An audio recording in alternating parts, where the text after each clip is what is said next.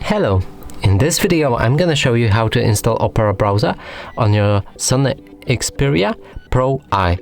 So to do this, you'll need to open the Google Play Store right here and now start searching for an app and write Opera. Press search and install. It's this app right here.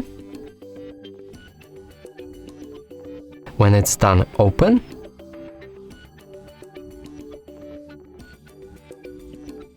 Continue, and right now we'll be able to set up our browser app Opera, or we can skip it. Let me actually show you how to set it up. Enable adblock, enable tracker, set Opera as default, Opera set as default, and allow. And from here we can also choose the main color for our Opera, which we can change later also.